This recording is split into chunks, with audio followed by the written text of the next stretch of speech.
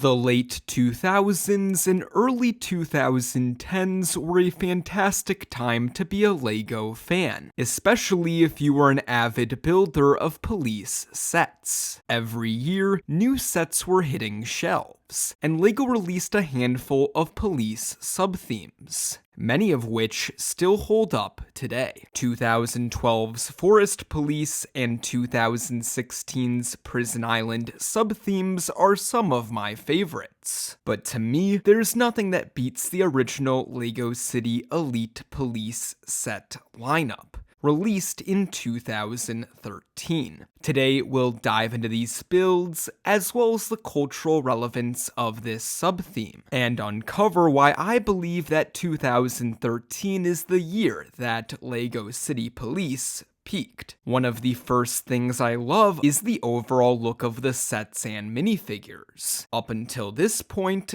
LEGO City Police was a property that was mainly centered around three main colors. Those colors being white, black, and blue. Elite Police differed, with the inclusion of navy blue for the vehicles, adding a darker and more serious look to the builds. Additionally, the police minifigures were provided heavy-duty vests and a variety of equipment for their SWAT team missions. The Elite Police were no joke. Unlike normal LEGO City police officers who wore ties, suit coats, and jackets, the minifigures that belonged to this team had these truly awesome vests. The Elite Police had a much more militaristic look, which was kind of cool to see, considering the fact the military is something LEGO really tries to stray away from. On the subject of the overall look,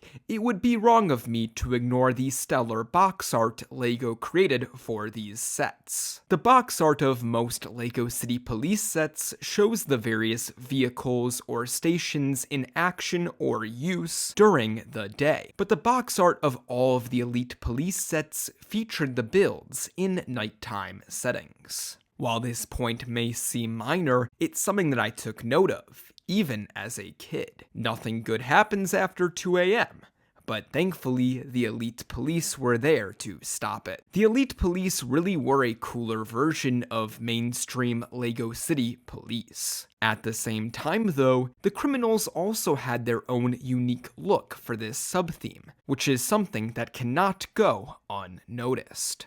While the various police vehicles and minifigures are obviously the focus of LEGO City's police theme, the criminals do play an important role as the villains of the property. At first, LEGO was just throwing robbers in sets here and there, but around the late 2000s and early 2010s, they eventually began providing criminals with accessories, and later, their own hideouts. Thankfully, LEGO not only continued this behavior with Elite Police, but actually took it a step further by providing the criminals with a brand new look, which I think looks a lot cooler than the classic gray and white striped shirt. Moving on to the sets, I will admit that two of the builds included in this theme are some of my favorite LEGO City sets of all time. 2013's Museum Break-In and the Helicopter Arrest playset are two LEGO City sets I regret not buying back in the day. Starting off with the Museum Break-In build, I absolutely adore the fact that LEGO was able to provide us with a museum. I'm a massive fan of history and archaeology, hence my love for Indiana Jones, Johnny Thunder, and of course museums. This museum is by no means massive, but it has a wonderful facade, and just so happens to be included alongside a fantastic looking SWAT van. Sure, since its release, we've received a modular museum, which is obviously better. Still, this set was successful in both being perfect for play and for providing fans with a small but solid LEGO City Museum.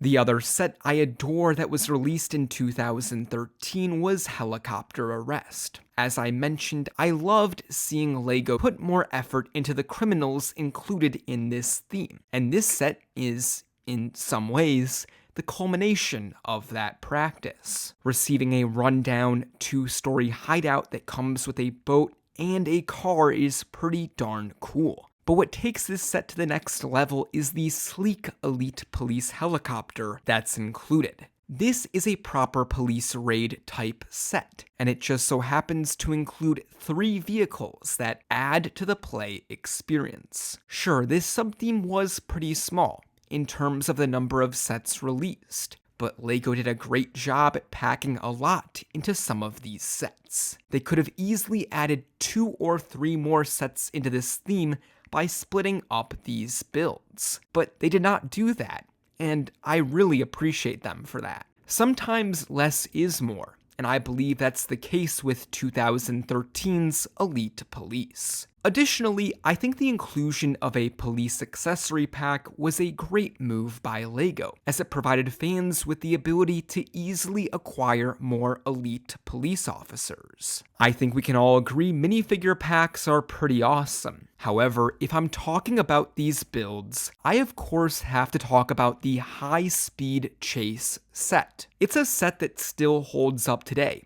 with the design of the vehicles included. Now, from afar, it may seem like nothing special. Of course, it fits in with the other elite police builds with the colors included. But that's not the most special part of this set, as that title belongs to none other than Chase McCain, one of the minifigures included. The creation of this character and its inclusion in the elite police subtheme adds even more to this already great set lineup. Prior to Chase McCain, LEGO City Police was a theme littered with unnamed characters, but the creation of Chase truly added something new to the theme. It gave fans a character they could root for and be a fan of, and to this day, he's a character that fans adore due to his inclusion in the LEGO City Undercover video game. LEGO City Police introducing a named character was a groundbreaking move, and that cannot be ignored when talking about 2013. I think what really made this subtheme special was the fact that it was not too out of the ordinary. Of course, LEGO City Police is an entirely fictitious theme, which provides LEGO with the opportunity to really create whatever they want. But I think we can all agree that the best builds happen to be the ones that resemble the world around us. While LEGO certainly cooked with some police subthemes,